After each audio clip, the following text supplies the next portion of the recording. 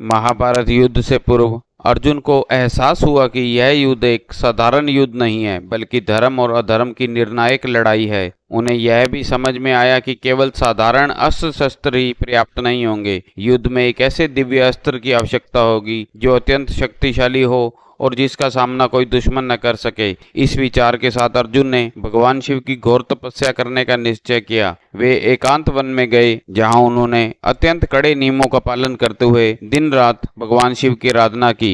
अर्जुन की तपस्या इतनी कठिन थी कि देवताओं के राजा इंद्र भी उससे प्रभावित हुए। इंद्र ने अर्जुन को दर्शन दिए और कहा, अर्जुन, तुम्हारी तपस्या अभूतपूर्व है, परंतु जान लो, पाशुपतास्त्र जिसे तुम प्राप्त करना चाहते हो केवल भगवान शिव ही प्रदान कर सकते हैं। अर्जुन ने इंद्र को नमन किया और अपनी तपस्या जारी रखी। उनकी आराधना से सारे देवता, यहाँ तक कि समय भगवान शिव भी प्रसन्न हो गए। परंतु भगवान शिव को यह देखना था कि अर्जुन वास्तव में इस घातक अस्त्र के योग्य भी हैं या नहीं। उन्होंने अर्जुन की परीक्षा लेने का निर्णय किया। एक दिन अर्जुन की तपस्या में एक विचित्र घटना घटी। एक विशाल सुअर, जो वास्तव में एक राक्षस था, वन में आया और उसने अर्जुन की तपस्या को भंग करने की कोशिश की। जब बार बार हटाने पर भी सुअर नहीं हटा तो अर्जुन को गुस्सा आ गया।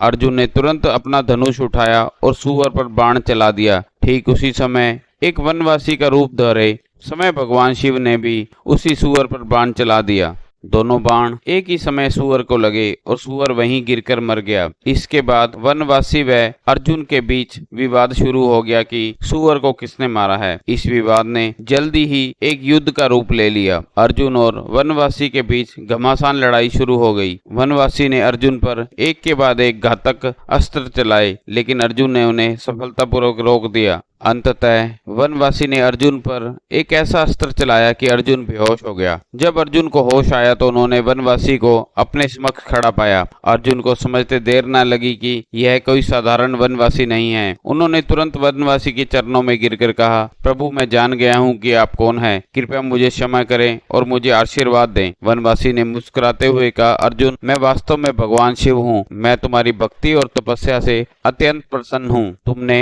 अत्यंत धैर्य और साहस का परिचय दिया है, इसलिए मैं तुम्हें यह दिव्य अस्त्र पाशुपतास्त्र प्रदान करता हूँ, जिसकी तुम्हें आवश्यकता है। भगवान शिव ने अर्जुन को पाशुपतास्त्र प्रदान किया, जो इतना शक्तिशाली था कि पूरे ब्रह्मांड को नष्ट करने की क्षमता रखता था। अर्जुन ने इस अस्त्र को श्रद्धापूर्वक ग्रहण किया और भगवान शिव का आभार प्रकट किया। अर्जुन ने महाभारत के युद्ध में जयद्रथ को मारने के लिए इस अस्त्र का प्रयोग किया था। इस अस्त्र के उपयोग से ही अर्जुन की वीरता, साहस, शौर्य और पराक्रम की गाथा अमर हो गई।